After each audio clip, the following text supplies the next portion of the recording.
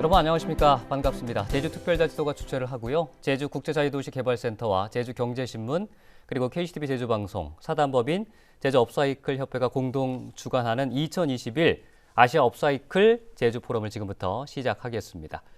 업사이클 산업 활성화를 위한 법제 개선 방안을 주제로 발표도 듣고 또 관련해서 토의 토론도 이어가도록 하겠습니다. 그러면 함께 하고 계신 분들 한 분 한 분 소개를 해드리도록 하겠습니다. 김정대 한림성심대학교 보건환경과 교수께서 오늘 좌장을 맡아주시겠습니다. 네, 안녕하십니까. 네, 그리고 발표는 중앙대학교 법학전문대학원 이종용 교수께서 해주시겠습니다. 네, 반갑습니다. 토론 패널을 소개해 드리도록 하겠습니다. 한국업사이클 디자인협회 김미경 회장입니다. 안녕하세요. 이어서 주식회사 모덴 대표이사 최희연 대표이사께서 자리를 해주셨습니다. 안녕하세요. 제주특별자치도의회 이승아 의원께서도 자리해 주셨습니다. 반갑습니다. 한국환경산업기술원 친환경생활처의 석승우 처장입니다. 안녕하세요. 끝으로 환경부 녹색산업혁신과 이상수 사무관입니다. 안녕하십니까.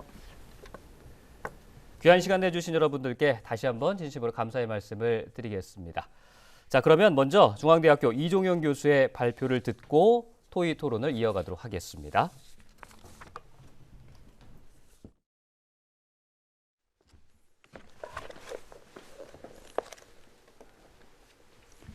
네, 안녕하세요. 발제를 맡게 된 중앙대학교 법학전문대학원 이종용입니다. 제가 여러분들하고 같이 논의를 하고자 하는 테마는 업사이클 활성화를 위한 제도 개선 방안입니다. 우선 여러분들이 업사이클링에 대해서 아시는 분도 있을 것이고 또 전혀 처음 듣는 분도 계실 겁니다. 이 때문에 저희들은 또 왜 활성화를 해야 되는지 또 그리고 왜 또 제도를 또 특별하게 개선해야 되는지 요점과 관련돼서 여러분들과 같이 이야기하도록 하겠습니다. 우선 활성화의 대상이 되는 것이 업사이클입니다. 그렇다면 업사이클은 뭔가라고 하는데 우리는 리사이클링을 우리는 많이 들어봤지만은 업사이클은 처음 듣는다라고 하시는 분도 상당히 계실 걸로 생각합니다. 근데 업사이클이라는 용어는 어떻게 보면은 레토릭이다 할 수도 있고 또 다른 측면에서 생각하면은 리사이클과는 뭔가나 다른 새로운 하나의 가치를 갖고 있는 분야다 이렇게 평가할 수도 있을 겁니다. 그래서 저희들은 우선 업사이클에 대한 개념을 명확하게 해야 다음으로 여러분들이 이것이 어느 정도 사회적 가치를 가지고 있기 때문에 이것을 왜 활성화해야 되고 그 활성화를 위해서 사업자가 하는 것이 아니라 정부가 왜 제도를 개선해야 되는 것인지 그리고 그 방향의 타겟 자체가 업사이클에 대해서 제도 개선을 해야 되는 하나의 그 정당성이라든지 그것은 도대체 무엇인지 그럼 어떤 방향으로 어떻게 개선해야 될 것인지 라고 하는 것이 여러분들하고 같이 논의할 대상이 됩니다.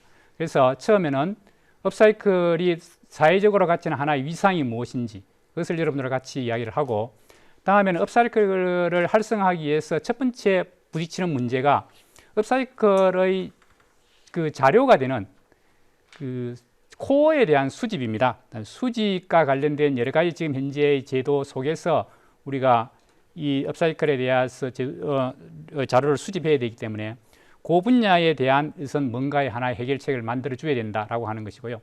업사이클링으로서 나온 제품에 대해서는 이제 활성화되기 위해서는 많이 팔려야 되는 겁니다. 많이 팔려야 된다라고 하는 말은 충분하게 시장적으로 경쟁력을 가져야 된다라고 하는 것이고 그 시장력에 대한 경쟁력을 가지기 위해서 정부는 어떠한 역할을 해서 제도를 풀어야 될 것인가 라고 하는 것이고요.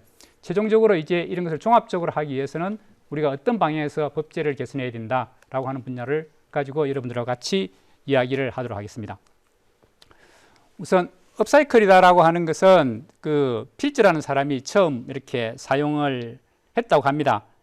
근데 아마 제가 생각하기에 처음 용어를 사용한다는 사람은 사실상 자기가 문서로서 남겼다는 것 뿐이지 그 전에 이미 오래 전부터 업사이클에 대한 기본적인 생각은 상당히 많은 사람들이 공유를 하고 있었고 생각을 하고 있었을 겁니다. 어떻게 보면은 유명한 사람이다라고 하는 것은 일반 대중 사람들이 갖고 있는 사고를 잘 훔치는 사람이 보통 이게 그 유명한 사람이 되는 겁니다. 필절한 사람이 중요한 것이 아니고요. 이런 개념이 이미 오랜 전통부터 기반적으로 사회적으로 형성되어 있다. 이렇게 생각하시면 될 것 같습니다. 그래서 그러나 이분들의 노력, 뭔가의 필절한 사람들이 이렇게 업사이클에 대한 개념 정리를 하였다고 하는 것은 우리가 높이 평가해야 될 거라 생각합니다. 그걸 한번 정의하신 것을 보면은 버려지는 제품, 이것을 단순히 재활용하는 차원을 넘어서 디자인을 가미한다든지 새로운 가치를 창출해서 새로운 제품을 창출하는 일체 행위를 우리는 리사이클과 약간의 비교가 되는 업사이클링으로 이렇게 개념 정의를 했습니다. 어떻게 보면 업사이클은 당연히 우리가 개념 정의를 조금 더 명확하게 하기 위해서는 그 반대적인 개념에 접근할 수밖에 없습니다. 업사이클과 반대되는 개념이 다운사이클이라 할 수밖에 없는데, 사실상 어떻게 보면 지금까지 이야기하고 있는 그 리사이클링이 다운사이클링이고, 그 중에서 하나 일부 중요한 가치가 있는 것이 우리가 업사이클이다 이렇게 평가하면 될 것 같습니다. 예를 들어서 버려지는 소파의 가죽을 활용을 해서 새로운 가치 있는 제품을 만든다든지, 이것을 내가 샤넬이라든지 또는 루이비통이라든지 이런 회사에서 제품을 만들 때 이 버려지는 소파를 가지고 그런 제품을 만들었다라고 하면은 아마 제가 생각하기에는 이 업사이클링의 산업이다라고 하는 것이 제가 특별하게 제도를 개선하지 않는다 하더라도 국제적으로 아마 이게 활성화될 수 있는 충분한 계기가 되지 않겠는가 이렇게 생각합니다. 그래서 그때 보면은 ESG라든지 지금 현재 이런 것이 사회적 이슈로 되고 있고 국제적 이슈로 되고 있는 상황에서 이런 것도 한번 장기적으로는 기업들이 소위 명품을 만드는 기업들이 한번 고려해봐야 될 요소 아닌가 이렇게 잠시 생각을 했습니다. 그래서 업사이클이 갖고 있는 기본적인 특징은 뭐냐? 이것은 하나의 어떻게 보면은 폐기물에서 출발합니다. 폐기물을 우리가 그것이 더 이상 인간이 쓸모 없기 때문에 버려지고 그 버려질 때 환경에 유해하지 않고 인간의 건강이라든지 신체에 유해를 끼치지 않도록 이렇게 없어지게 하는 것, 어떻게 보면 그게 폐기물 관리법의 가장 기본적인 원칙입니다. 어떻게 하면 더 적게 인간에게 피해를 주지 않으면서 사라지게 하느냐, 사라져야 될 대상, 이것이 어떻게 보면 폐기물이 되는 것이고요. 그런데 지금 현재의 우리는 기존의 폐기물이라고 해서 어떻게 하면 사라져 버리게 할 것인가 라고 하는 개념에서 지금은 흔히들 이렇게도 이야기합니다. 이 인간 세계에서는 더 이상 폐기물이라는 건 존재하지 않는다. 다 폐기물은 자원이다. 심지어 여러분도 이렇게도 이야기합니다. 방사성 폐기물 중에서 가장 위험하고 이렇게 더 이상 쓸모없고 어떻게 하면 이걸 안전하게 처리할 것인가 라고 하는 방사성 폐기물도 더 이상 방사성 폐기물을 하지 않고요, 이것을 사용 후 핵연료다라고 합니다. 연료는 바로 자원을 의미하는 것이죠. 그래서 흔히 이렇게 우리가 이야기할 때 그 폐기물을 자원으로 이야기하고, 어떻게 보면 나중에 이제 법률에서도 우리가 규정이 됐는데 그 업사이클의 출발점 자체를 폐자원이다라고 합니다. 폐기물과 자원, 상당히 애매모호한 개념인데요. 두 개의 개념을, 자원은 유용한 것이고 폐기물은 없어져야 되는, 처리해야 되는 그 대상을 서로 결합을 해서 뭔가 하나의 중간 단계에 지금 현재 와 있다.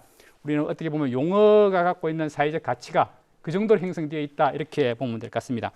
근데 우리가 업사이클이다라고 하는 것은 방금 이야기했듯이 버려지는 것을 이렇게 완전히 다 사라지게 하는 것이 아니라 그것을 자원으로 활용을 해서 보다 더 디자인이라든지 화학적, 기계적인 여러 가지 기술을 첨가를 해서 이제 보다 더 나은 제품을 만들 것이기 때문에 그 버려지는 제품을 생산하려고 하면은 여러분 알다시피 상당히 많은 그 인력도 필요로 하고, 또 하나의 생산 공정 과정에 있어 가지고 이산화탄소 배출도 하고 여러 가지 화학물질로 쓰지만은 이렇게 버려지는 자원, 이것을 우리가 업그레이드 하게 되면은 그만큼 자원이 절약되고 그 다음 이산화탄소 배출도 줄어들게 되고 화학물질도 덜 사용하게 되고, 이제 그럼으로써 사회적 가치를 창출하는 겁니다.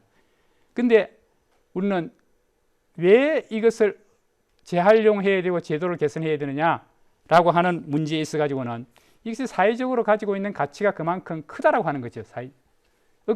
그러니까 업사이클이다라고 하는 것이 사회적 가치가 그만큼 큼에도 불구하고 사실상 이 우리나라 현행의 법률이라든지 사회적 인식에 있어 가지고는 그에 대한 가치를 충분하게 인정을 하지 못한다라고 하는 겁니다. 어떻게 보면 우리가 법의 기초를 이루고 있는 것이 하나의 정의인데, 정의다라고 하는 것은 각자에게 자기의 몫을 분배하는 것이, 정확하게 자기의 몫을 분배해 주는 것이 우리가 정의입니다. 업사이클이 갖고 있는 사회적 가치만큼 어떻게 보면 업사이클이 갖고 있는 그 보상을 받아야 되는데, 실질적으로 지금 현재의 제도로서는 보상을 받지 못하고 있는 것이죠. 그러므로 인해 가지고 이제 결국 우리는 업사이클에 대해서 뭔가 활성화를 해야 된다, 그것을 제도적으로 해야 된다라고 하는 것에 대한 우리가 하나의 그 기반이 되는 겁니다. 하나의 철학적인 바탕을 우리는 업사이클이 갖고 있는 사회적 가치가 있음에도 불구하고 지금 현행 법제 하에서는 이에 대한 충분한 가치를 인정받지 못하기 때문에 우리 법은 정의를 추구하기 위해서는 결국 이 업사이클에 대한 가치를 높일 수 있는 제도로 개선을 해야 된다라고 하는 것이 기본적인 내용입니다. 흔히 이것을 우리가 사회적 가치 창출에 적합한 우리가 편입 보상이다라고 합니다. 편입 보상을 누가 해야 되느냐? 당연히 국가의 역할입니다. 국가와 지방자치단체의 역할이죠. 국가의 지방자치는 무엇을 하느냐?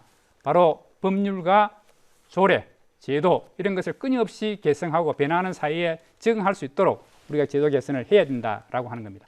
거기에 맞춰서 우리가 업사이클을 왜 우리가 활성화시켜야 되는가라고 하는 것은 충분하게 정당성을 가지고 있는 것이다, 이렇게 보면 될 것 같습니다.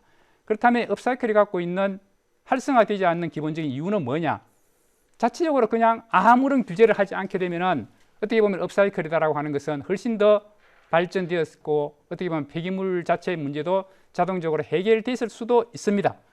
그러나 지금 이제 사양 폐기물이다라고 하는 것은 아주 다양한 형식으로 다양한 방법으로 배출되기도 하고 그 폐기물의 종류도 워낙 다양한 형태로 존재합니다. 이게 지금 현재 어떻게 보면 환경부의 출발점은 폐기물의 관리에서 환경부의 역할이 출발됐습니다. 처음은 오물관리법, 그 법에서 출발한 것이 환경부였고, 그 환경부는 지금은 이제 폐기물, 대기, 그다음에 수질, 자연환경, 화학물질 요 범위를 관장하는 것이 이제 환경부 역할이 되었는데, 사실상 출발점은 이 폐기물을 어떻게 관리할 것이냐, 어떻게 그것에서 환경부의 업무이 출발되었다라고 할 수 있습니다. 그 출발은 이제 나중에 이제 오물관리법이 폐기물관리법으로 이렇게 전환이 됩니다. 이게 이 폐기물관리법은 어떻게 이 폐기물을 인간에게 피해를 주지 않도록 없어지게 해야 되느냐, 어떻게 한번 없애는데 그 방법이 이제 결국은 다른 사람 피해 주지 않도록 하는 것, 그게 초점이다 보니까 규제를 갈 수밖에 없습니다. 다시 말해서 폐기물을 처리한다라고 해서 처리업자가 이걸 폐기물을 가져와 가지고 불법적으로 다른 사람 토양에다가 묻어버린다든지 야산에다가 버린다든지 이런 문제가 상당히 비일비재하게 발생이 되었고, 또 사실상 그 사회적 문제가 됐습니다. 이렇게 지금도 이제 상당히 많은 문제가 되고 있고요. 그래서 이제 이 폐기물 관리법은 기본적으로 갖고 있는 것이 폐기물을 어떻게 유해하지 않게 처리하느냐, 이제 거기에 관심을 두다 보니까 여러 가지 폐기물을 처리하는 사업자에 대한 규제가 아주 엄격합니다. 그래서 폐기물을 수집하는 사람도 여기에 대해서는 반드시 일정한 수집을 해서 명백하게 처리할 수 있는 역량이 있어야 비로소 사업을 할 수 있도록 그렇게 규제해 놓은 것은 당연히 정당한 것이고요, 필요한 것이고, 또 우리가 업사이클 분야만 해서 그렇지 폐기물 전체에 비하면 업사이클이다라고 하는 극히 일부에 지나지 않기 때문에 하나의 폐기물 관리법이다라고 하는 것은 기본적으로 반드시 유지는 될 겁니다. 근데 이제 문제가 업사이클과 충돌되는 문제가 상당히 있습니다. 사실상 업사이클에 대해서 버리는 폐기물은 그것을 버릴 것이 아니라 그것을 가져와서 자원으로 활용한다라고 하면은 폐기물 양도 훨씬 줄어들고 그것이 단순히 처리하는 비용도 줄어들고 또 그만큼 사회적 기여도 그로 인해서 만드는 제품 자체가 사회적 기여도 하고, 근데 이런 것에 대해서는 우리가 어떻게 해결해야 될 것인가, 또 이게 상당히 어려운 문제가요, 업사이클의 유행이 아주 다양하게 변하고 기술 발전에 의해서 또 다른 새로운 산업으로 창출되는 이제 그런 것이기 때문에 이것을 상당히 많이 이렇게 법률에 대한 이렇게 그 주의를 하지 않고 아주 열중하지 않으면은 상당히 놓칠 수밖에 없습니다. 어떻게 보면은 오늘 여러분들과 같이 논의하는 하나의 세미나가 갖고 있는 중요한 가치는 그런 가치를 우리가 재인식을 해서 이 정부에게 뭔가 이에 대한 가치 법률을 적합하게 개정하도록 하는 하나의 계기를 부르는 것이 아닌가 이렇게 생각합니다. 그래서 사실상 업사이클하는 사업자가 이 폐기물 관리법에 대해서 폐기물을 수집할 수 있는 사업에 대한 허가라든지 이런 것을 받아야 비로소 다 버려지는 그 자원을 회수를 해서 그 회수를 가지고 다시 하나의 제품을 만들 수 있는데, 사실상 지금 현재 업사이클이 갖고 있는 산업의 현실에서는 그 요건을 충족할 수 없다라고 하는 것이죠. 그렇게 하게 되면 또 상당히 많은 다른 문제가 발생이 되는 겁니다. 어떻게 보면은 또 이제 그런 문제 때문에 폐기물 관리법에서도 그 재활용 환경 평가에 대한 면제 제도를 이렇게 두고 있습니다. 이제 그 두고 있는 기본적인 이유는 폐기물도 어떻게 보면은 재활용의 대상이 될 수 있더라. 이제 그런 경우에 대해서는 이제 재활용에 대한 환경성 평가를 해서 그것은 폐기물 업자가 아닌다 하더라도 수집을 할 수 있도록 되어 있는데, 이 규정에 대한 그 평가의 면제를 받기 위해서도 상당히 많은 여러 가지 규제가 상당히 많아요.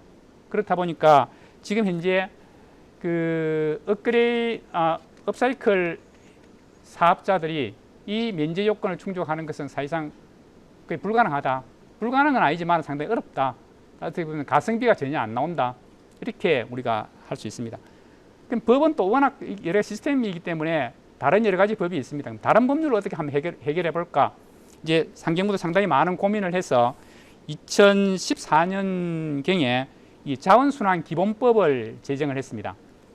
이 자원순환 기본법에서는 이 순환 자원에 대한 문제를, 자원을 기본적으로 그때 환경부가 인식한 것이 폐기물을 단순히 처리하는 문제가 아니라 이것을 어떻게 활용을 할 것인가, 이것을 자원으로 어느 정도 인정을 해주자. 모두를 인정해 줄 수는 없는데 이것을 어느 정도 자원으로 사용할 수 있는 분야는 한번 인정해 보자 라고 하는 차원에서 출발한 것이 어떻게 보면 자원순환 기본법이고요. 재활용과 관련된 분야별로 또 상당히 많은 법이 있습니다. 건축물 또는 안 그러면 전기 전자제품, 뭐 자동차, 뭐 이런 분야에 대한 재활용 촉진법이 있고요. 이번에 또 수산 부산물에 대한 또 재활용에 대한 법률이 각각 만들어졌습니다. 이 법률을 하나의 통합해서 운영하기 위해서 그때는 자원순환 기본법이라는 법률이 만들어졌고요. 그 법에서는 이제 순환자원이다라고 그것을 인정해 주면은 이것은 이제 폐기물 관리법에서 폐기물이 아니게 되는 그런 규정이 있습니다. 근데 이제 이 순환자원도 아주 환경부가 조심스럽게 접근했습니다. 이것을 많이 확대해 줄 경우에는 이 폐기물과 순환자원의 구별이 상당히 애매모호하고, 그래서 관리하기가 너무나 힘들게 되고 또 다른 사회적 문제를 야기할 수 있기 때문에 여기서는 이제 자원순환 기본법에서 이 자원순환 인정제도를 두기는 두었지만은 이것도 상당히 복잡하고 또 기간도 인정일로부터 3년이 경과할 경우에는 또다시 인정받아야 되는 이런 여러 가지의 또 다른 하나의 규제를 두었습니다. 그러다 보니까 이제 업사이클 사업자들이 자원순환 기본법에 의해서 순환자원으로 자기가 얻으려 하는 그 자원을 순환자원으로 인정받기도 쉽지 않는 이제 그런 상황에 도달했습니다. 근데 지금 이제 좀 약간 국회에서 지금 한참 논의되고 있고 거의 대부분 다 공감대를 얻은 것으로 생각하고 있는데, 이 자원순환 기본법이 순환경제 전환 촉진법이다라고 하는 것으로 완전히 탈바꿈을 하려고 합니다. 이제 거기에서 아주 중요한 제도가 자원순환 기본법에 있어 가지고는 순환자원을 인정하는 제도는 개별 건건히 인정해 주는 겁니다. 신청을 해야 되고 그 다음에 사업자가 그 신청을 받으면은 그것을 정부가 이것이 인정의 요건에 맞는지 안 맞는지 평가를 해서 이것이 된다라고 하면 인정을 해주는 이제 그런 거였는데요. 지금 이제 순환경제 사회전환 촉진법의 제정은 어떤 것이냐 하니까 이 순환자원에 대한 고시제도를 도입을 하려고 합니다. 이것은 신청을 하지 않는다 하더라도 특정된 자원의 경우에 있어 가지고는 이렇게 특정된 정부가 이렇게 고시를 하게 되면은 뭐 예를 들어서 가공 과정에 있어서 발생되는 그 가죽의 경우는 이것을 순환자원으로 인정해서 고시를 정부가 하게 되면은 일괄적으로 모두가 다 이제 더 이상 폐기물이 안 되기 때문에 수집에 아주 용이하게 되는 겁니다. 그러니까 그 폐기물을 버리는 사업자가 반드시 자기가 주려고 하면 누구한테 줘야 되느냐 하니까 폐기물 관리업을 갖고 있는 자에게만 반드시 줘야 되고, 이 업사이클링 사업자는 그런 사업자가 등록하거나 또는 허가를 받지 않았기 때문에 줄 수가 없는 이제 그런 상황인데, 이게 만일에 순환자원 인증제도, 순환자원에 대한 고시제도가 제정이 되면은 이제 여기에서 환경부에서 이에 대해서 이 불순물이 묻어 있지 않고 가공돼서 남아 있는 가죽 제품의 경우는 이것은 그 순환자원이다, 이렇게 고시만 해주면은 이제 그것은 폐기물은 아니고 그것을 가지고 올 수가 있게 되는 겁니다. 근데 이제 이것을 정말 고시를 해줄까 안 해줄까라고 하는 것은 또 다른 이제 문제에 봉착합니다. 이것을 이제 고시로 인정받기 위해서는 상당히 많은 여러 가지 노력이 필요하다라고 하는 겁니다. 자, 그러면 지금까지는 여러분들이 지금 이제 업사이클을 왜 활성화하는데 할 제도를 개선해야 되는가라고 하는 그 기반이 되는 것이, 업사이클 사업을 활성화되지 않는 기본적인 이유가 이와 같은 여러 가지 기존의 규제법으로 인해 가지고 사실상 자원을 수집할 수 없는 이제 그런 문제가 있기 때문에 업사이클이 활성화되지 않는다라고 하는 거죠. 그러면은 업사이클이 설사 방금 이야기했듯이 뭐 여러 가지 법률 개정에 의해서 순환자원 인증제도를 라든지 이것을 이제 고시제도에 의해 가지고 업사이클이 대상이 되는 그 폐기물에 대해서는 순환자원으로 고시를 했다라고 하는 것만으로 이것이 활성화될 수 있을 것인가? 또 그거는 그렇지 않을 거예요. 그러니까 나와서 활성화돼서 제품이 만들면은 물론 이제 시장에서 이렇게 신제품과 경쟁을 해야 됩니다. 근데 경쟁을 했을 경우에 쉽게 이것을 기존의 제품과 이렇게 경쟁에서 얻을 수 있을까? 그러나 신제품과는 이 업사이클 제품은 아까 전에 처음에 제가 이야기했듯이 기본적인 사회적 가치가 훨씬 더 다릅니다. 다시 말해서 신제품이다라고 하는 것은 자연자원을 이렇게 여러 가지 채취를 해서 그것을 가공을 해서 여러 가지 에너지를 사용하고 그 과정에서 이산화탄소를 많이 배출하고 화학물질을 많이 사용하지만은 이것은 그 단계를 상당히 많이 줄여줌으로써 사실상 이 업사이클이다라고 하는 제품 자체는 가지고 있는 사회적 가치다라고 하는 것은 그만큼 이산화탄소 배출도 줄여주고 화학물질도 줄여주는 그러한 역할을 하게 되는 것이죠. 그렇기 때문에 이 제품에 대해서는 우리가 끊임없이 뭔가 폐기물 관리법에 의해서 폐기물 관리법의 목적도 실현하고 재활용 촉진법에 대한 재활용 목적도 실현하기 위해서는 업사이클에 대한 산업을 활성화시킴으로써 결국은 이제 모두가 가치를 추구하고 있는 법률의 다목적을 공통적으로 실현할 수 있다라고 하는 것이죠. 그래서 이제 그 하나가 이제 업사이클도 지속적인 기술 개발이 필요합니다. 디자인 개발도 필요하고 이제 새로운 기술 개발도 필요하고 그래야 이제 보다 신제품과 시장에서 경쟁을 할 수 있게 되는 것인데요. 근데 지금 현재 그 이와 관련된 법률이 환경부에서 운영하고 있는 법률이 환경기술 및 환경산업지원법이다 하는 법률이 있습니다.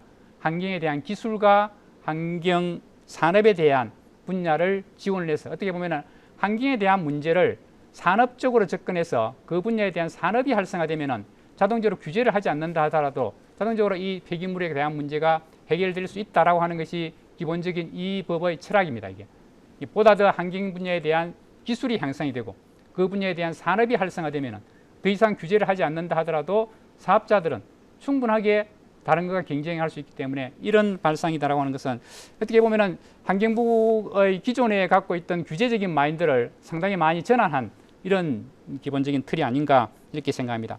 다행히 상당히 많은 이 협회의 노력이라든지 사업자들의 노력에 의해 가지고 이 문제를 해결하기 위해서 이제 환경기술 및 환경산업지원법을 개선을 해서 지금까지는 어떠한 환경법의 법률에도 이게 재활용, 업사이클링을 우리가 지금 쓰고 있는 한국말로는 재활용이다 이런 용어를 사용하고 있습니다. 근데 이제 이 업사이클이라는 용어 자체가 법률에서 처음 도입이 된 것이 바로 이제 환경기술 및 환경산업지원법입니다. 여기서 환경산업이 도대체 뭔가 그 대상 중에 하나가 이제 바로 이 재활용이라고 하는 분야가 들어왔습니다. 다시 말해서 재활용, 업사이클링도 환경산업의 중요한 것이 되었다라고 하는 것이고 지금 또 환경부가 갖고 있는 것도 사실상 환경 신산업 분야에 바로 이제 업사이클링을 하나 넣었다라고 하는 것은 이제 정부 쪽에 상당히 많은 인식을 하였고, 정부가 단순히 인식하는 것은 뭔가 사회적 공감대가 어느 정도 형성되었다라고 하는 것을 표시하는 것이죠. 근데 이것의 출발점에 지나지 않습니다. 이것이 정말 업사이클링을 활성화할 수 있는 기본적인 기반은 아직까지 완성이 되지 않았다라고 하는 겁니다. 그래서 어떻게 보면은 이 환경기술 및 환경산업지원법인데 환경산업에 재활용 산업이다라고 하는 것은 들어갔는데 환경기술에는 포함이 안 됐어요. 이게 환경기술에 포함 안 되다 보니까 정부가 새로운 기술을 개발한다든지 여기에서는 재활용의 대상을 아예 포함을 안 시켰다는 거죠. 맨날 이제 수질 오염이라든지 대기 오염이라든지 뭐 그런 분야에 대해서만 그 환경 기술을 포함시켰고, 업사이클을 보다 더 발전시키는 기술, 디자인에 대한 문제라든지 또는 새로운 더 환경을 덜 오염시키는 새로운 방법에 의한 또 그 업사이클을 제품을 만드는 것, 이제 그런 것에 대해서는 아직까지 기술 분야에서도 아직 도입이 안 됐다. 어떻게 보면 그러니까 업사이클이 이 환경기술 및 환경산업 분야에서 하나 일부만 도입이 되었다라고 이렇게 생각해주면 될 것 같습니다. 그래서 앞으로도 환경기술 속에 재활용에 대한 기술도 포함시킬 필요성이 있다라고 하는 겁니다. 자, 그래서 어떻게 보면은 우리가 이게 새로운 산업으로 인식을 한 것만으로도 물론 저는 상당히 그 많은 노력을 했다는 것에 대해서 충분하게 칭송을 하고 싶습니다. 이 계기가 되었으니까 우리는 이제 여기에 대해서 계속 발전할 수 있는 계기는 마련되었다, 이렇게 보면 될 것 같고요. 자, 그래서 이제 환경산업 분야에 들어왔으니까 이 제품이 업사이클링 제품이 이제 수집하는 데서도 어느 정도 해결이 됐다라고 생각한다라고 하면은 제도를 개선을 해서 그 다음에는 이제 이것이 판매가 될 수 있어야 영원하게 지속적으로 이것이 유지가 될 수 있습니다. 다시 말해서 새로운 제품과 경쟁력을 가질 수 있을 때, 이때 비로소 재활용 제품은 더 이상 국가가 특별하게 관여하지 않는다 하더라도 이것은 자체적으로 성장할 수 있게 되는 겁니다. 일반적으로 산업정책이다라고 하는 것은 새로운 제품에 대한, 새로운 신산업에 대한 것은 시장이 만들어져 있지 않을 때 국가가 그 분야에 대한 가치가 있다라고 하면은 정부가 여러 가지 예산을 투입이라든지 지원이라든지 이런 것을 육성을 시키고, 그것이 스스로 시장에서 성장할 수 있을 때는 더 이상 국가는 관여하지 않습니다. 이것이 이제 산업 정책이 갖고 있는 가장 중요한 하나의 포인트인데요. 이게 업사이클링을 언제까지 얼마만큼 지원해 줘야 되느냐? 바로 업사이클링 제품 자체가 자체적으로 경쟁력을 가질 때, 새로운 신제품과 충분하게 경쟁력을 가지고 그 자체가 하나의 동작적인 산업으로 형성이 될 때는 국가는 더 이상 이제 손을 끊어도 충분하게 된다라고 하는 겁니다. 자, 그러기 위해서는 지금의 단계에 있어 가지고는 업사이클을 태동하는 산업이기 때문에 이 환경부도 이제 신산업 분야로서 개념을 규정하고 육성하겠다라고 했는데, 그럼 어떻게 육성할 거냐? 첫 번째 하나가 방금 이야기했듯이 우리나라 또 법에 녹색 제품 구매 촉진에 관한 법률이 있습니다. 여기에서 이제 이 법률에서 보면은 공공기관이라든지 이제 정부라든지 이런 데서는 녹색 제품으로 인정받은 제품을 일정 규모를 의무적으로 구매를 해야 되는 겁니다.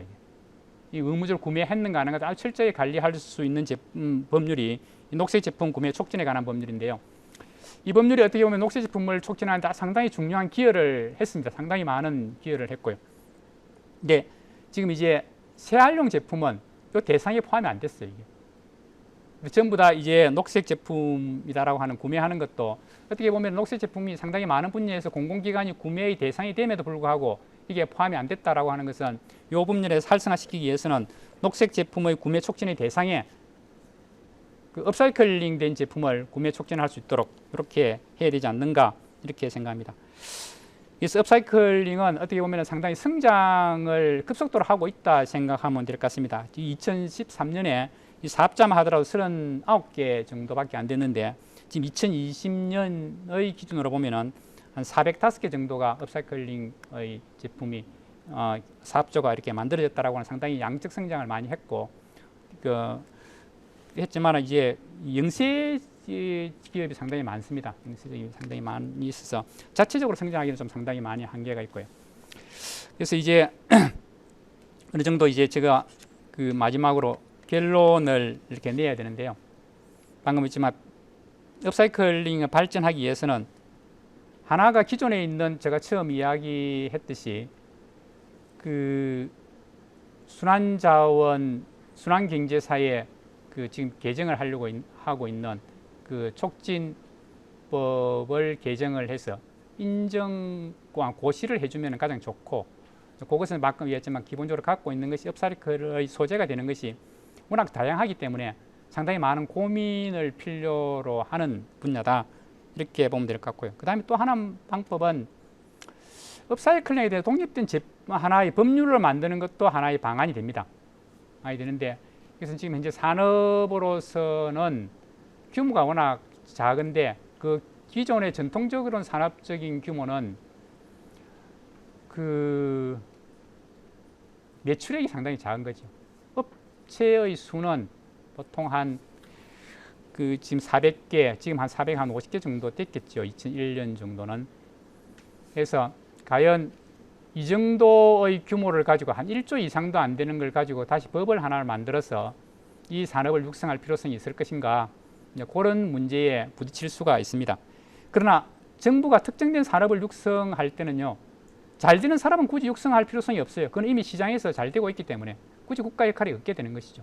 그러나 안 되는 분야를 국가가 해야 되는 것이 오히려 보면 국가 역할 아닌가, 이런 마인드로 생각한다라고 하면은 상당히 업사이클에 대해서 독립된 법률을 하나 만들어서 이에 대해 체계적으로 육성하는 것도 필요할 것이다. 물론 이 법은 한시법을 해야 됩니다.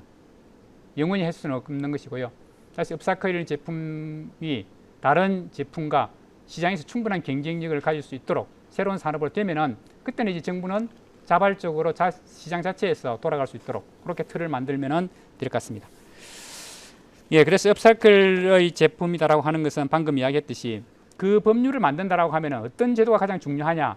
업사이클이다라고 하는 것이 아까 제가 했지만 기존의 법률이 전혀 개정이 안 됐다, 고시도 안 됐다라고 했을 경우에는 이게 대한 업사이클에 대한 사업에 대한 규제를 할 필요가 있어요.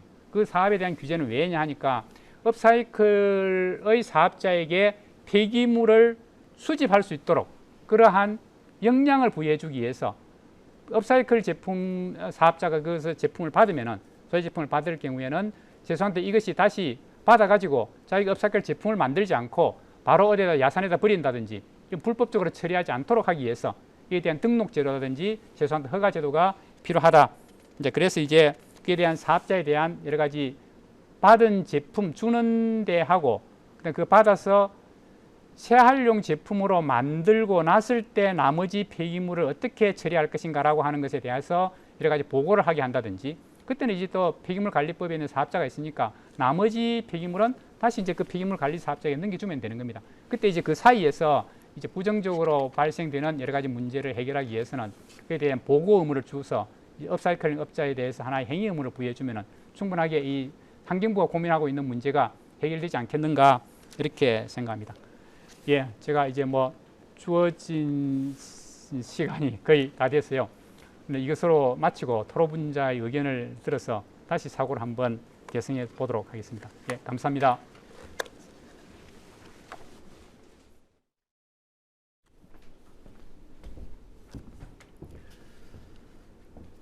네, 중앙대학교 이종현 교수의 발표를 잘 들어봤습니다.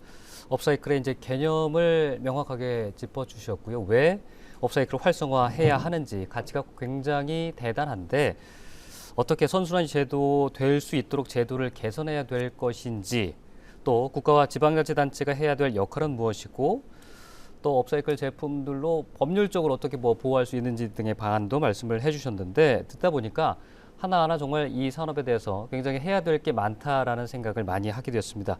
그 하나하나를 이제 다른 전문가들과 함께 좀 풀어보는 시간을 갖도록 하겠습니다. 이어서 토론 토의를 진행할 텐데요. 좌장인 김정대 교수께서 진행을 맡아 주시겠습니다. 교수님. 알겠습니다. 저희 그 발제자를 잘 들었습니다. 잘 들었고, 지금 이제 토론 시간으로서 우리 그 5인의 그 토론자가 계시는데, 우리 각 토론자분들께서 그 준비해 오신 그런 내용을 중심으로 해서 간략하게 말씀해 주시고 난 다음에 저희가 필요한 부분에서 더 집중적으로 논의하도록 하겠습니다. 먼저 그 첫 번째 우리 그 한국 업사이클링 디자인 협회 김미경 회장님께서 간략하게 말씀해 주시면 감사하겠습니다. 예, 저는 이제 이종윤 교수님께서 발제해 주신 내용을 바탕으로 저희 업사이클 인증 제도에 대해서 조금 그런 기대 효과와 필요성에 대해서 좀 토론 내용을 준비해 봤는데요. 일단은 업사이클의 정의와 업사이클 제품 기준에 대한 합의와 통일이 필요하다는 부분에서 한번 말씀을 드리고요. 그리고 또 업사이클 제품의 가치 측정과 신뢰 확보 부분에서 좀 기존 재활용 산업과 차별된 부분, 그런 것들을 어떻게 인정해 줄 수 있을지, 이러한 부분에 대해서 좀 토론 안건으로 좀 제안을 했습니다. 그리고 또 한 가지는 이제 업사이클 제품에 대한, 그리고 업사이클 활동에 대한 편익 보상 체계를 어떻게 마련을 할 수 있을까, 이런 부분에서 같이 토론을 해봤으면 해서 이 세 가지로 조금 나눠봤는데요. 일단 국내 업사이클 문화와 그런 업사이클 산업의 현황에 대해서 조금 말씀을 드렸으면 합니다. 일단 국내 업사이클 브랜드는 2006년에 아름다운 가게에서 시작된 에코파티 메아리라는 브랜드를 시작으로 여러 디자이너들이 업사이클 활동을 하면서 시작이 됐습니다. 근데 그런 업사이클의 가치는 이제 자원순환 관련된 산업뿐만 아니라 환경 전반에 걸쳐서 그런 활동을 홍보하고 하는 그런 자리에서 업사이클 디자인과 그런 혁신성으로 이목을 끌고, 그리고 사람들의 그런 인식을 전환할 수 있는 그런 긍정적인 효과가 있어서 여러 자리에서 이제 홍보의 수단으로 또 많이 쓰여져 왔습니다. 그래서 제품을 구매해 주시는 소비자들께서도 그런 것들을 조금씩 인식해 나가고, 그러한 효과가 있었기 때문에 2015년도에 국내 이제 업사이클 센터들이 조금씩 이제 생겨나가기 시작했는데요. 이제 대구에서 한국 업사이클 센터를 시작으로 이제 광명 업사이클 아트센터, 그리고 서울의 새활용 플라자들이 어떤 그런 지자체별 지역의 자원순환 목표와 문화확산, 시민의 문화기회 확대를 목적으로 업사이클 센터들이 구축이 되기 시작했습니다. 그리고 그런 센터들은 구축이 이제 됐지만, 사실 업사이클 기업들이 산업적인 측면으로 업사이클 제품이나 어떤 그런 활동들을 경쟁력을 갖춰서 또 이제 자생력을 갖고 활동하기에는 아직 많은 인프라가 부족하고 판로나 그런 홍보의 기회들이 부족한 상황이었습니다. 그러면서 이제 자원순환 기본법이 개정이 되고, 또 그런 순환경제 사회를 위한 여러 가지 환경기술 및 환경산업지원법들이 조금 생기면서 2020년에 처음으로 업사이클을 위한 업사이클 산업 육성 지원 사업이 시작되었습니다. 그래서 이런 업사이클 산업을 활성화하기 위한 여러 가지 이제 지원들이 처음 시작된 것들은 굉장히 고무적이고 좋지만, 업사이클 생태계 전반을 구축하기 위한 여러 가지 이제 법제적인, 선제적인 어떤 인증제도라든지 뭐 그러한 근거가 아직 마련되지 않은 상황에서 이러한 지원들이 생기면서 좀 여러 가지 좀 혼재된 상황들이 조금 발생하고 있습니다. 일단 그 업사이클 산업을 육성하고 그 신규 업사이클 사업자들을 발생시키기 위한 그런 장벽들을 낮추는 거는 좋은데, 이제 기존의 재활용 산업들이 같이 이제 편입이 되면서 업사이클 소재와 업사이클 제작 방식에 대한 합의가 조금은 필요하지 않나, 이러한 문제 제기들이 되고 있습니다. 왜냐하면 기존 재활용에서 이제 다운 사이클로 가고 이제 또 그린워싱이 될 수 있는 여지들이 많은데, 예를 들면 뭐 재생 종이로 그냥 뭐 엽서를 만든다던가 재생 플라스틱으로 그냥 어떤 제품을 만든다 할 때 그냥 기존의 재활용 방식과 동일하게 흘러가는 것이 아닌 업사이클 그 제작 방식에서, 그리고 디자인에서의 좀 혁신적인 혹은 차별적인 부분을 좀 평가를 하는 것들이 필요한데, 그런 것들이 혼재돼서 조금 혼돈이 있는 상황입니다.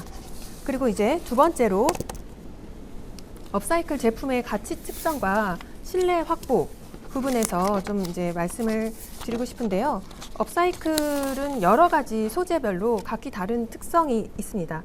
근데 이런 업사이클 소재를 발굴하고 소재별 수거 체계를 구축하는 과정까지 사실은 고려를 해야 합니다. 그래서 단순히 이게 뭐 재활용 소재를 쓴 업사이클 제품이다, 이것만으로 평가를 할 것이 아니라 이 기존에 활용되지 않았던 혹은 그냥 폐기물로 분류되었던 이런 소재들을 새로운 폐기물이 아닌 소재로 발굴을 하고, 그리고 그 소재를 어떻게 기존 재활용 방법보다 에너지를 덜 쓰고, 그리고 폐기물을 덜 발생시키면서 활용을 하는지, 그 제품을 제작을 하고 또 그런 수거 체계를 구축했는지, 이런 것들을 같이 고려해야 될 부분이 있습니다. 그리고 업사이클 제품의 제작 과정에서 기존 그런 다운사이클링 방식과 달리 분류와 가공 공정에서 업사이클은 사실 에너지와 자원은 적게 들지만 수가공 요소가 굉장히 많아지는 부분들이 있습니다. 그 부분들이 산업을 확대해 나가는 데에 그런 규모의 경제로 가기에 어려운 부분들도 있지만, 어쩌면 이 수가공 요소가 그 업사이클의 가치를 어떻게 보면 아까 말씀해 주셨던 명품 제품에서 한 땀 한 땀 그런 정성이 들어간 그러한 업사이클만이 가질 수 있는 가치가 또 형성되는 부분이기도 합니다. 그리고 산업적 측면과 제도적 측면에서 업사이클 활동 구축과 영위를 위한 법적 제도적 근거나 이제 가산점, 혜택들이 부재한 상황에서 업사이클 기업들이 이러한 활동들을 꾸준히 이런 가치를 유지해 나가고 확보해 나가기가 굉장히 어려운 상황입니다. 그래서 그러한 편익을 어떻게 좀 마련할 수 있는지, 이런 것들을 그 가치 측정과 함께 고려를 해봐야 된다고 생각을 하고요. 그리고 아까 말씀드렸다시피 수가공 요소가 많이 들어가는 이런 업사이클 제품의 특성을 이제 가치로 인정받으면서 또 시장 경쟁력을 확보하고 산업을 키울 수 있는 그런 구조를 마련을 해야 합니다. 그리고 이제 업사이클 활동의 수행 과정을 그러면 어떻게 이제 평가해 나갈 것인가, 그런 평가를 할 때 이제 그 평가를 통해서 업사이클 제품에 대한 인증 혹은 서비스 인증, 그리고 업사이클 소재를 수급하고 그런 가공을 하는 과정에도 그런 인증이 좀 있다면 그런 업사이클 제품의 가치를 많은 사람들이 공감하고 또 시장이 확산되는데 기여를 할 수 있지 않을까, 그런 생각을 해봤습니다. 그리고 이제 업사이클 제품에 대한 편익 보상 체계 마련에 대해서 말씀을 드리고자 하는데, 업사이클 활동에 대한 지속성과 신뢰를 보장할 수 있는 인증 제품과 인증 기업에 대한 제도가 마련이 돼야지 사실 업사이클 산업이 건강하게 시장을 조성하고 산업으로 이제 형성해 나갈 수 있다고 생각을 합니다. 사실 그 업사이클 산업 육성 그 지원 사업이 시작이 되면서 업사이클 소재 기업을 지원하는 사업도 시작이 되었습니다. 근데 그 업사이클 소재 기업에게 이제 재활용 인허가를 이제 받으라는 이제 권고가 내려져 왔는데, 사실 기존 재활용업에 업사이클이 편입이 된다면 그 말씀해 주셨던 것처럼 기존 재활용업에서 이제 폐기물을 어쨌든 재활용 과정에서도, 수거하는 과정에서도 에너지와 폐기물이 발생하는데, 업사이클에서는 사실 그만큼 폐기물이 발생하지 않고 기존 그런 기존 재활용보다 업사이클 같은 경우는 화학적 물리적 변형이 거의 없고, 그리고 그 형태적 변형이 많은 상황입니다. 그러다 보니까는 그런 오염물을 많이 배출하고 그것을 처리해야 되는 그런 환경보다도 그거를 어떻게 디자인과 아이디어로 또 혁신적으로 제품으로서 만들 수 있는가, 이런 부분에 대해서 편익을 보상하고 어떤 좀 지원을 해줄 수 있는 부분으로 가야지만, 자칫 이렇게 기존 재활용 산업이 그냥 편입되면서 업사이클 자체가 그린워싱이나 다운사이클로 흐르는 그러한 부정적인 현상을 막을 수 있지 않을까, 이렇게 생각을 합니다.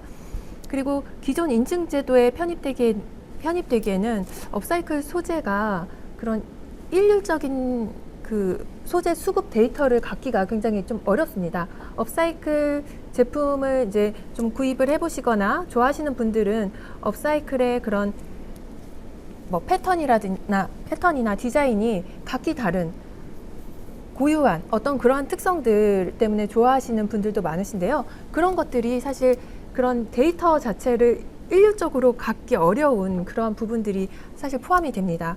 그래서 그러한 것들을 어떤 특별한 가치로 혹은 좀 반영을 하면서 그러한 편익 보상의 산출 근거를 가질 수 있는 어떤 그런 제도가 좀 필요한 상황이고요. 그리고 업사이클 제품을 만들 땐 이제 폐기될 뻔한 그런 자원들을 그런 것들을 이제 소재로 활용을 하고, 그리고 그것을 제품을 만들 때도 아까 말씀드렸다시피 화학적 물리적 변형이 없이 오염을 최소화하고 그리고 자원도 절약을 하면서 제품을 만듭니다. 그럴 때 기존 재활용 산업보다 덜 발생되는 탄소 배출량, 에너지 사용량, 그리고 폐기될 때 발생되는 탄소 배출량, 이런 것들의 업사이클의 긍정적인 그런 효과들이 사실 반영되지 않았습니다. 그래서 그러한 가치들을 좀 측정할 수 있는 그러한 편익 보상 체계도 좀 같이 마련이 되면 좋겠다라는 생각을 했고요. 그리고 그 업사이클을 통한 재활용 환경성 평가 방식으로 제가 몇 가지를 조금 생각을 해봤는데요. 순환자원 인정제도 부분에서 그 이종현 교수님께서 말씀해주신 업사이클 소재를 이제 순환자원으로 인정을 해주고 그 폐기물업, 재활용업을 받지 않더라도 업사이클 기업들이 그 소재를 받을 수 있게 하는 그러한 부분도 굉장히 필요한 부분이기도 한데요. 근데 기존에 그런 업사이클 소재로 가지고 오는 것들이 폐기물이나 또 일반 쓰레기로 분류가 되었을 때 그 업체들은 폐기물을 발생하는 업체들은 그 폐기물 부담금을 갖게 됩니다. 그래서 그런 것들이 부담하지 않게 되었을 때 그럼에도 이제 업사이클을 하기 위한 소재의 분류나 수급 과정에 협조를 할지 이런 것들이 사실 좀 제가 고민이 되는 부분이었습니다. 왜냐하면 지금 현재에도 업사이클 기업들이 소재를 수급할 때 그런 여러 협조를 구하고 소재를 안정적으로 지속적으로 재활용 업사이클 할 수 있는 그런 소재 상태로 받기가 굉장히 좀 어려움이 많이 있는데 기업의 협조를 이끌어낼 수 있는 예를 들어 지금 모든 국민들이 분리 배출을 하고 있지 않습니까? 각 가정에서도 재활용을 하기 위해서 병 뚜껑을 따로 분리하고 내용물을 비우고 라벨을 제거해서 배출을 합니다. 근데 업사이클 하는 기업들도 소재를 받을 때 모든 폐기물을 그냥 다 저희가 처리하듯이 가져와서는 업사이클을 할 수가 없거든요. 그 산업 폐기물을 발생시키는 그 기업에서도 최소한 업사이클을 할 수 있는 상태로 소재들을, 폐기물을 좀 분류를 하고 또 뭐 빗물에 맞지 않게 보관을 한다던가 많이 훼손된 것들은 제외를 하고 활용할 수 있는 것들만 따로 이제 분류를 해서 제공을 해준다던가 이러한 협조를 할 수 있는 어떠한 제도적인 또 이제 그런 근거가 있어야 되지 않을까라는 생각을 했습니다. 그리고 이제 등록제를 시행하는 부분에서도 굉장히 동의를 했던 부분인데요. 사실 업사이클 소재별로 그리고 업사이클 산업이 이제 소재와 그런 제품 제작 과정 그리고 문화를 확산하는 교육 서비스 이렇게 업사이클 산업이 다양하게 확대되고 있습니다. 근데 이런 것들을 업사이클 산업을 확대하고 좀 긍정적으로 제도적으로 좀 확대해 나갈 때 선행적으로 등록을 해서 이 과정을 평가하게 하면 이런 신규 사업자들의 진입도 조금 더 용이하지 않을까라는 생각을 해서 등록제 부분도 굉장히 필요한 부분이라는 생각을 했고요. 그리고 인증 제품이나 업사이클 인증 제품이나 기업의 그런 EPR 제도의 보상금을 지원하는 그런 방안도 마련을 하면 좋지 않을까 이런 생각도 했습니다. 그래서 그 아까 녹색 제품 구매 촉진법에서 아직 업사이클 제품은 들어가 있지 않지만 그 공공기관에서 녹색 제품을 의무적으로 구매하는 그런 비율이 있는데 사실 기존의 업사이클 제품들은 공공기관에서 그런 수요가 조금 적은 어떤 뭐 그런 사무용품이나 이런 것들은 아직은 많지 않고 그런 패션, 인테리어 소품들이 많은 상황입니다. 그래서 그런 공공기관뿐만이 아니라 다른 다양한 분야에서 업사이클 소비를 촉진할 수 있는 어떤 그런 장려 정책과 지원금이 조금 마련되면 좋지 않을까 이러한 제안을 드립니다. 네. 네, 감사합니다. 네, 두 번째 토론자로서 주식회사 모덴 대표이사 우리 최희연 대표이사님께서 간략하게 또 토론 내용을 좀 얘기해 주시겠습니다. 네, 네 저도 저희 업사이클링 산업 활성화를 위한 이제 법제 개선에 있어서 이제 이 사업을 운영하는 사업가로서 기업으로서 참여를 했습니다. 근데 아까 이종현 교수님께서 말씀하신 것처럼 이제 업사이클링은 이제 사회적 인정을 아직 받지는 못하는 것 같아요. 왜냐하면 지금의 사례만 봐도 녹색 제품에도 인정받지 못하고 자원순환법이나 폐기물 처리법에 의해서도 허가를 받지 못하는 사업입니다. 이런 것을 봤을 때 우리가 오늘 이 자리에 모인 것 같고, 근데 이게 법제 개선이 필요한데 당장에 여기 있는 뭐 소재 처리를 위한 환경 규제에 허가가 여러 가지 종류가 있지만 어디에도 업사이클링은 들어갈 수가 없어요.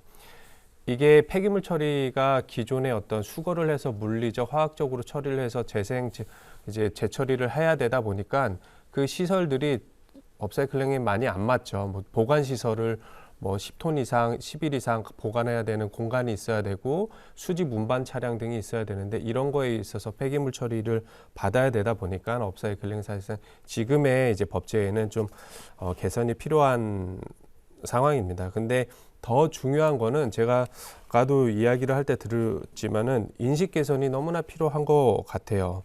이 업사이클링의 인식을 어디까지 저는 생각하고 있는지 솔직히 오늘 이 자리에 계신 분들에게도 궁금해요.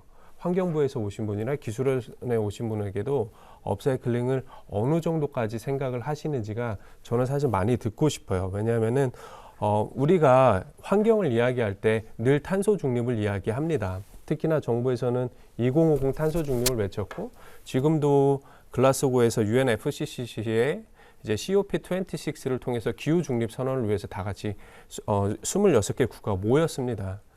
기후 중립을 위해서는 우리가 탄소 중립을 필요한 거고, 그런데 이 탄소 중립을 위해서는 업사이클링 산업이 너무나 필요하고 아주 훌륭한 모범 사례가 저는 될 거라고 봐요. 왜냐하면은 탄소 중립이라는 맹목적 목표를 어떻게 도달할 수가 있을까요? 이번에 G20에서도 사실 명확한 과정을 설정하지 못했죠. 과정 없이 꼴로 탄소 중립을 외쳤는데 그 과정이 될 수 있는 게 저는 업사이클링인 것 같아요. 예를 들어서 탄소 중립이 되려면은 저는 폐기물이 중립이 돼야 되고 폐수가 중립이 돼야 돼요. 이 모덴의 제품은 폐기물을 수거하고 또 더 이상 폐기물이 발생하지 않게 하는 폐기물 중립을 또 실천을 하고 있고, 또 이 모든 생산은 태양광을 통해서 생산이 됩니다. 그를 통해서 자연스럽게 탄소가 중립이 되고, 또 이것을 재처리하는 데 필요한 물 같은 경우도 이제 저희가 일반 수돗물을 쓰는 게 아니라 빗물을 받아서 세척하고, 또 버려지는 폐수는 여과해서 다시 세척수로 쓰면서 폐수와 폐기물과 탄소를 중립시키는 이러한 일들을 하는 게 바로 저희 기업이고 업사이클링 기업의 역할이거든요. 그런데 이것들이 인식이 개선되지 못했기 때문에 법제까지 개선이 되지 못하고 있어서 저는 너무나 안타까워요. 그래서 오늘 이 자리에서 조금의 어떤 이 문제를 해결하는 실마리가 됐으면 좋겠습니다. 예, 감사합니다. 예, 감사합니다. 그 세 번째로 우리 제주도 의회 이승화 의원님께서 또 세 번째 토론을 해주시겠습니다. 네, 반갑습니다. 제주특별자치도 의원 이승화입니다. 오늘 이 시간은 그 업사이클링의 미래에 대해서 얘기를 하고 있고요. 그리고 그 과정에서 제도 부분에 대해서 개선할 뿐, 그 부분에 대해서 지금 토론을 하고 있습니다. 저는 제주도 의원이기 때문에 제주도의 현 시점, 그리고 제주도의 미래 개선 방향에 대해서 어떤 부분이 있을지에 대해서 좀 이야기를 하고자 합니다. 여러분도 잘 아시겠지만 제주도는 이게 방문객 그리고 뭐 인구가 급증하다 보니 뭐 수년째 쓰레기 문제로 좀 시름을 앓고 있습니다. 그리고 전국적인 수치를 보더라도요, 그 1인당 평균 폐기물 발생량을 보면요, 전국에서 거의 1위, 당연히 1위고요. 그 평균 킬로그램 수를 보더라도 거의 2배에 가까운 수치를 확인할 수가 있습니다. 그것뿐만 아니라 해양 쓰레기를 보면 원래 1만 톤의 쓰레기를 수거해서 처리하는데 60억 원의 재정이 투입됐는데요. 그 내년에는 100억이 훌쩍 넘는 예산이 투입된다고 합니다. 근데 반면에 전국 생활 폐기물 재활용률은 62%인 반면 제주도는 현저히 떨어지는 수치인 58.8%를 나타내고 있어서 제주도가 이 자원 순환의 구조 그리고 업사이클에 대해서 정말 선제적으로 나가야 할 필요가 있다는 것을 공감을 하실 겁니다. 하지만 현실적으로 보면 불과 올해 6월이 돼서야 제주특별자치도 재활용 활성화 조례가 제정이 됐고요. 그리고 이런 부분에 대해서 지금 영세 기업들에 대해서 이게 소소하게 움직이고 있지 행정에서의 주도적으로 움직이고 있는 것은 이제야 겨우 발걸음을 시작한다고 보여집니다. 그래서 제주에서는 지금 어떻게 움직이고 있는지를 좀 더 살펴보면요. 재활용 센터가 이제야 착공이 시작이 되었습니다. 뭐 이제 착공이 되면 뭐 재활용 제품에 대해서 뭐 연구나 그리고 판매, 뭐 소재 이런 부분에 대해서 이제 진행이 될 테고요. 그리고 순환자원 혁신 클러스터 조성 사업을 위해서 지금 환경부나 국토부와 지금 협의를 진행 중에 있습니다. 그리고 업사이클 활성화 온라인 마켓을 이제 내년부터 이제 진행을 하고 있는데요. 뭐 도내 산발적으로 활동하는 업사이클 제품을 좀 홍보할 수 있도록 이렇게 플랫폼을 구축하고자 하는 겁니다.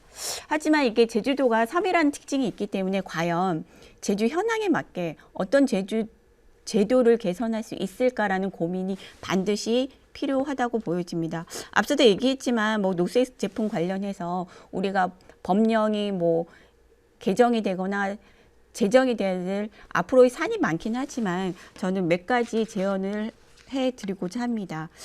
그 제주에서는 근래에 뭐 폐페트병, 그러니까 개발공사 위주로 수집이 적극적으로 이루어지고 있는데요. 과연 이 페트병을 잘 수집은 했지만 결국은 선박에 실어서 탄소를 발생하면서 또 이송되고 있습니다. 과연 이게 맞는 걸까?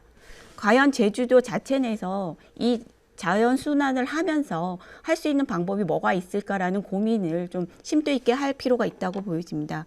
그래서 저는 제주 지역 폐재화원을 이용해서 이 재활용 제품을 녹색 제품을 좀 브랜드화해서 향후에 센터가 생기게 되면 뭐 가입부터 관리 평가 더 나아가서 인증 그래서 우선 제도와 그리고 인센티브 같은 이런 내용들을 담아낼 수 있으면 좋겠다라는 말씀을 드리고 싶고요.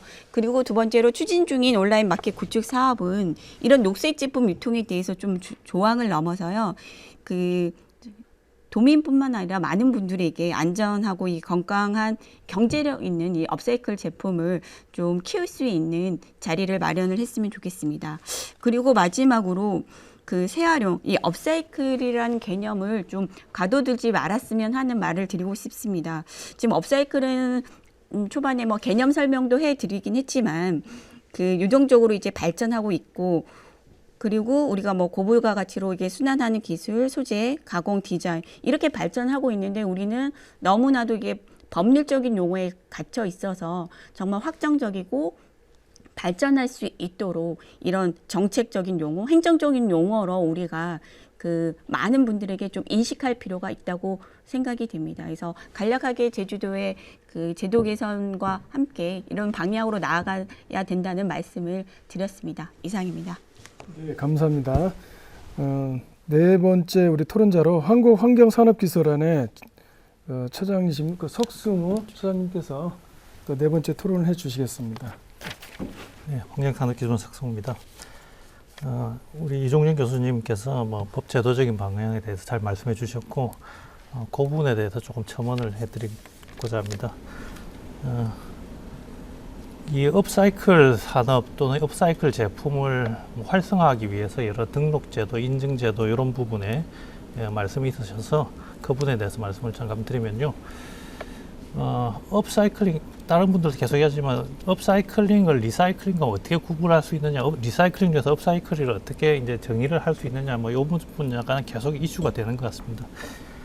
그러니까 이게 왜 정의가 좀 잘할 수 있으면 좋겠다고 제가 생각하는 게 기존의 재활용업과 다른 그 재활용 업사이클이라는 이 고부가 가치에 대해서 정부가 한정된 재원을 효과적으로 투자하기 위해서 이제 이런 부분에는 정의를 잘 하는 게 좀 필요한데 사실상 지금 정의 문제를 가지고 정확하게 업사이클과 다운사이클 또는 리사이클을 구분해 하기는 상당히 힘들 것 같습니다. 그래서 이제 이게 법적인 정의로 너무 이걸 따지기보다는 실제로 이 지원 사업을 만들고 그 지원 사업 내에서 업사이클을 어떻게 해석하느냐의 문제로 접근하는 게 실질적인 해법이 될 것 같습니다. 그리고 이 재활용업과 별도로 이제 업종 구분을 할 때 이제 여러 법 적용상의 애로가 많다. 뭐 재활용성, 환경성 평가도 있고 재활용업 면허를 받아야 되고 그러려면 시설 기준을 맞춰야 되고 하면서 좀 말이 안 되는 이런 규정들이 좀 많은 상황인 게 맞고요. 그래서 다행히 자원순환 기본법 개정을 통해서 사업장 폐기물은 순환자원 인증을 받으면 꼭 폐기물 면허를 가진 폐기물 처리업자한테만 이제 양도할 필요가 없이 이제 일반 사업자들도 이제 할 수는 있게 돼 있습니다. 법은 돼 있는데 실제로 그 순환자원 인증받은 게 아직까지는 폐기나 뭐 고철, 스크랩 아주 일부 품목에 한정돼 있다 보니까 그 만약 업사이클링 하시려는 분들의 니즈를 맞춰주지는 못하는 것 같습니다. 그래서 이건 지금 법적인 문제라기보다 법적인 제도는 마련돼 있는데 사업자들이 더 이런 순환 자원으로서 자기의 사업장 폐기물을 많이 순환 자원으로서 이제 내놓는 이런 인식 개선, 사업장들의 이제 인식 개선이 좀 많이 있어야 될 거고 거기에 대한 좀 노력이 홍보라든지 이 노력이 같이 있어야 그걸 기반으로 업사이클링 산업도 발전할 수 있다고 보여집니다. 그리고 이제 인증도 말씀하셨는데요. 인증이 이제 기존에도 우리나라에 인증이 많습니다. 친환경과 관련된 인증이 굉장히 많아서 환경 표지 제도도 있고 우수 재활용 제도도 있고 이런 게 있고 이게 사실상 재활용 업사이클 제품이라는 개념을 많이 포함하고 있는 거라서 이거를 이제 새로운 인증을 가져가느냐 하는 거는 이제 그 어느 정도로 이 업사이클 산업이 발전되느냐에 따라서 이제 그 제도의 인증 제도의 필요성이 있다고 보입니다. 그러니까 실질적으로 이제 프랙티컬한 관점에서 보다면 법을 만들고 새로운 기구를 설립하고 이러면서 이제 인증을 또 만드는 거는 이제 조금 더 장기적인 트랙으로 보시고 지금 당장 할 수 있는 거는 환경 표지 제도나 우수 재활용 제도를 활용하는 게 저는 현실적인 방안이다.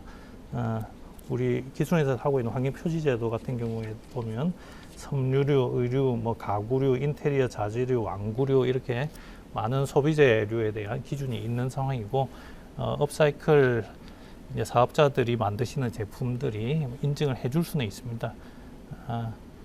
따라서 이제 이런 부분으로 일단 인증을 받으시면 현재 녹색 제품 구매 촉진법에 적용이 업사이클이 제품이 적용이 배제되는 게 아니고 이 녹색 제품으로 구분하기 위해서 환경 표지나 GR이나 저탄소 인증을 받아야만 구매를 하게 만들어 주고 있거든요. 그러다 보니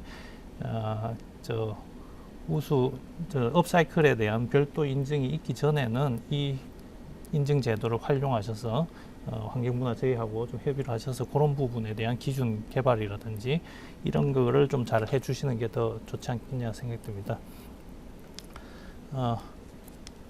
종합적으로 이제 저희는 이제 전통적인 폐기물 사업자하고는 조금 다른 형태의 뉴 비즈니스 모델로서 여기에 활성화돼야 될 필요가 있다. 그래서 그게 정부나 이제 지자체나 이런 분들이 그런 인식을 제대로 가지고 발전을 안 시키면 결국 재활용 사업자 기존 재활용 사업하고 다시 이제 섞여 버리는 이런 좀 폐단은 없애는 게 필요하겠다 생각되고요. 그리고 이게 업사이클링이 너무 처음부터 너무 인증이나 허가나 이런 쪽에서는 너무 먼저 안 갔으면 좋겠다. 왜냐하면 그게 굉장히 좋아 보이는데 저희가 그런 걸 녹색 제품에 대해서도 그런 트랙을 한번 써봤는데 일종의 멤버십을 만들어주는 거거든요. 기득권이 생겨버리기 때문에 처음에는 좀 열린 방식으로 많은 사업자들이 들어올 수 있는 이런 좀 폭넓은 참여 방식을 좀 해주고 그를 위해서 우리 환경기술산업지원법상에 R&D라든지 창업이나 사업화 지원 같은 이런 좀 토대를 확대시키는 이런 지원이 좀 우선되고 그러고 나서 좀 멤버십이라는 개념이 되고 그 부분 멤버십을 가진 분에 대한 제도적 혜택을 특별하게 더 해주는 방안을 좀 추가적으로 생각해 보는 게 어떨까 그런 의견입니다. 네, 이상입니다. 예, 감사합니다. 뭐 다 제한 시간에 이렇게 짧게 잘 해주셔서 감사합니다. 그 마지막으로 우리 그 새아름과 관련된 그 업무를 또 담당하고 있는 우리 환경부의 녹색산업혁신과의 이상수 사무관님께서 마지막으로 토론 내용을 제시해 주시겠습니다. 예. 네. 학계랑 업계 분들 전문가들의 고견을 들을 수 있어서 감사한 기회라고 생각을 하고요. 법제도 개선이나 인식 전환 등에 따른 이제 의견을 많이 제시해 주셨는데요. 요기에 대한 제 의견은 이제 토론 시간에 답변 드리도록 하고, 지금 정부에서 어떤 재활용 산업 지원을 하고 있는지에 대해 짧게 지금은 설명드리도록 하겠습니다. 먼저 정부에서는 재활용은 버려진 물건에 새로운 가치를 더하는 고부가 가치 산업이라고 생각을 하고 있고, 그리고 청년 중심의 일자리를 많이 창출하고 있는 산업으로 지금 조사하고 있습니다. 그리고 순환경제 혁신 기회로 이제 모멘텀을 전환할 수 있는 분야라고도 생각을 하고 있습니다. 그리고 지금까지 정부는 2019년 12월에 그 녹색산업 혁신 전략을 발표를 했고요. 그리고 21년 4월에는 업사이클 산업 육성을 위한 업사이클 산업 기업 지원을 위한 법적 근거를 마련하였습니다. 현재 지금 정부가 추진하고 있는 바는 첫 번째는 프로세스를 고도화하고 있습니다. 그러니까 소재 전방 산업으로서 소재 산업을 육성을 하고 있고요. 이제 소재 산업 육성이라 함은 오프라인 소재 중개 거래를 지금 지원을 하고 있고, 그리고 우수 아이디어를 수집하고 사업화 지원을 하고 있습니다. 소재 아이디어 공모전을 통해서 이제 좋은 소재가 발견되는 것은 이제 기업들에게 공유할 수 있도록 하고 있습니다. 그리고 재활용 기술 개발, 신규 소재 발굴 등을 위해서 이제 사업화 자금을 지원하고 있습니다. 그리고 기획 디자인 분야에서도 제품 경쟁력을 제고하기 위해서 노력하고 있는데요. 이제 팔리는 상품으로서 이제 시장 경쟁력을 제고하기 위해서 기획, 디자인 역량을 지원하고 있으며, 디자인 활용도를 업그레이드하고 디자인 주도의 업사이클 혁신을 가속화하고 있습니다. 그리고 소비자 접근성 개선 및 공공부문 수요를 창출하고 있습니다. 전에 녹색 제품 구매 촉진에 관한 법률에 이제 법제화를 말씀하셨는데요. 아직 그런 법제화하기에는 재활용업에 대한 법적 근거가 없기 때문에 지금 이제 기념품이나 이런 공공부문에서 기념품 등으로 이제 판매를 할 수 있도록 지금 공공기관 등과 협의를 하고 있습니다. 그리고 성장 단계별로도 이제 나누어서 지원을 하고 있는데요. 이제 창업기에는 창업 패키지 교육과 멘토링 프로그램 등을 지원을 하고 있고, 초기 운전 자금을 1,000만 원 내외에서 지원을 하고 있습니다. 그리고 성장기 단계 기업들에게는 이제 디자인 컨설팅과 지식 재산권 취득 등 이제 개별적 과제 수행을 지원하기 위해 제품 혁신 바우처를 제공을 하고 있고, 제작 생산 및 유통 시스템 개선 등 이제 효율성 향상을 위해서 자체 외죽 생산 체계를 구축 지원하고 있습니다. 그리고 안정기에 드는 이제 재활용 산업들에게는 이제 제품군 확대를 위해서 홍보 마케팅, 판로 개척 등 기업 혁신 성장을 위한 바우처를 제공하고 있고요. 그리고 해외 시장 현지 조사, 브랜드 제품 개발, 홍보 광고, 리스크 대응 등 수출 바우처를 제공하여 해외 수출 토탈 서비스를 지원하고 있습니다. 네, 이상입니다. 예, 감사합니다. 예. 그 전반적으로 저희가 이제 그 토론해 주신 내용을 이렇게 보면은 뭐 약간 공통적인 부분이 있고 약간의 이제 차별하려고 이렇게 제시해 준 부분들이 있는데요.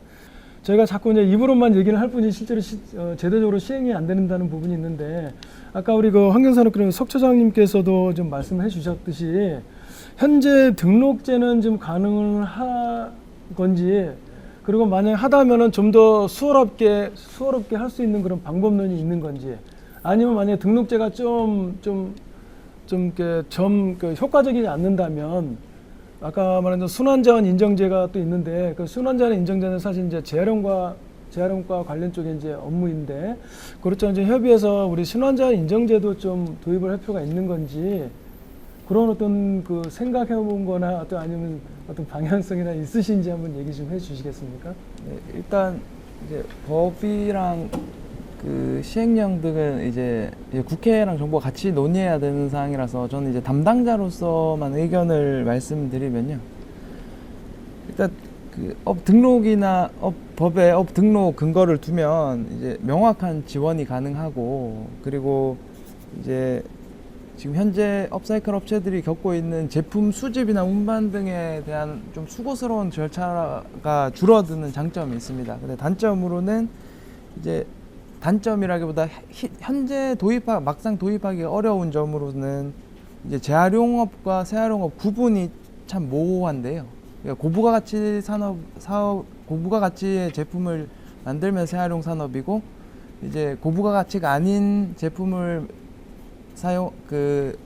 제조하면 재활용이다, 이렇게 구분하기가 참 어렵습니다. 맞습니다. 그리고 이제 폐기물을 2차 환경오염 때문에 법적으로 엄격히 규제하는 상황에서 이 새활용업 등록을 통해서 그런 2차 그 불법 폐기물 같은 그런 상황이 발생될 수도 있습니다. 그래서 그런 거에 대한 좀 가치 판단이 필요해서 좀 더 논의가 필요하지 않나. 저도 새활용업을 담당하는 사무관으로서는 얼른 업 등록이나 이런 게 얼른 되었으면 좋겠다는 생각인데, 저희 이제 환경부 정체나 정부 전체로는 그런 좀 더 포괄적으로 봐야 되는 그런 측면이 있습니다. 네. 예. 그러니까 아무래도 이제 환경부 입장에서는 전반적으로 이제 이 처음에 시발점이 그 폐기물이라는 그 시발점으로 하다가 보니까 그게 이제 폐기물로 출발을 해야지 환경부의 업무 소관이 되는 거고, 폐기물이 아닌 경우에는 사실 이제 환경부가 아닌 손을 이제 떠나게 되는 그런 게 이제 가장 핵심이거든요, 사실은. 그러다 보니까 아무래도 이제 여러 가지 제약이 많이 따르고 규제도 많이 할 수밖에 없는 그런 입장이라서 여러 가지 제도적인 운영이나 이런 게 좀 아마 어려움이 좀 있다고 좀 말씀하신 것 같고, 특히 거기에 이제 저희가 가장 문제는 우리 인간이나 이런 그 생태에 미치는 환경적인 영향 부분이 되게 이제 중요 요소이다 보니까 그 유해성, 환경성 부분을 좀 많이 이제 고려를 할 수밖에 없는 부분이 좀 있어서 자꾸 그거와의, 그러니까 저희가 이제 과거에 뭐냐면 폐기물과 재활용이 어떤 구분이냐는 게 되게 논란이 많았었습니다. 되게 논란이 많았고, 그래서 일반적으로 제품 그냥 일반 우리가 시중에서 판매된 일반적인 물질이나 제품의 기준이나 규격이 있으면 일단 거기에 맞으면은 괜찮다. 그게 이제 재활용이다라는 개념 플러스 환경적으로 문제 없는 수준 정도만 하면은 재활용이라는 개념을 이제 저희가 도입을 해서 그렇게 운영을 해왔는데, 지금은 이제 재활용에서도 좀 더 고부가치가 되면서 재활용과 새활용 기존과 또 차별화가 뭐가 필요하냐, 기준이 뭐냐, 이게 되게 좀 어려운 문제이거든요, 지금. 그리고 아까 말씀하신 것처럼 그 고부가치라는 개념이 그럼 뭐냐, 이것도 되게 어려운 문제이거든요. 그래서 저희가 일단은 재활용이라고 하는 큰 개념에서 먼저 획을 긋고 거기에서 최대로 가져가면서 새활용이라는 개념은 명확한 구분보다는 좀 더 계속 좀 고부가치화 시킬 수 있는 전략적으로 좀 방향을 설정을 하면서 그때 가서 필요에 따라서 그게 꼭 뭐 아니면 도라는 개념보다는 저는 차라리 뭐 1급, 2급, 3급, 4급의 어떤 제품 수준으로 해서 수준별로 저희가 시장성을 다양하게 확보하면서 간다면은 좋지 않을까. 그리고 그걸 꼭 제품 기준도 좋지만 제품 기준이라는 것은 저는 환경적으로만 문제가 없는 정도 수준에서, 그리고 필요로 하는 쪽에 품질 기준만 만족한다면 그 이상으로서 그냥 그 선을 거두고 나머지는 시장에서 그냥 다양하게 평가를 받으면서 차별화 전략으로 가는 게 저는 그게 기준이 아닌가라는 저는 생각을 좀 해보고 있거든요. 그래서 이제 뭐 그거는 뭐 동의하시는 분도 있고 동의하시는 없는 분도 있겠지만은 어쨌든 이제 그런 거를 좀 생각을 하고 이제 앞으로도 좀 이런 방향성을 갖다 좀 하면 좀 어떨까라는 생각이 있고요.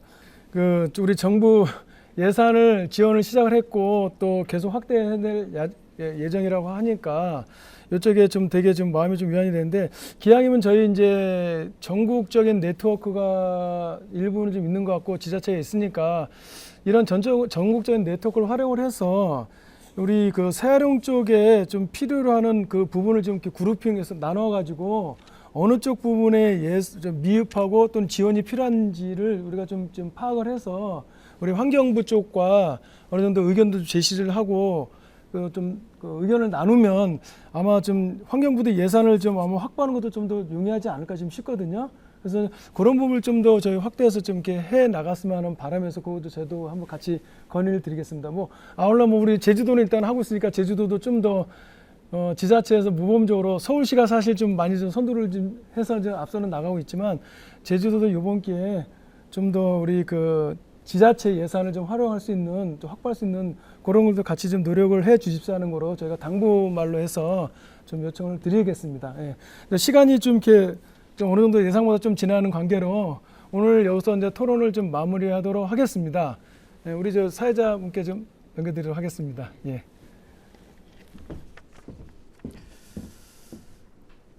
예, 패널 여러분 장시간 동안 고생 많이 해주셨습니다. 대한민국 업사이클 산업 육성을 위한 과제들 그리고 제도 개선 방향에 대해서 좀 얘기를 나눠봤습니다. 패널들께서 말씀하신 내용들을 시청자 여러분들께서도 좀 함께 고민해 주시는 그런 시간이 되었기를 바라보겠습니다. 아시아 업사이클 제주 포럼 첫 번째 세션은 여기서 마치도록 하겠습니다. 함께해 주신 여러분 고맙습니다.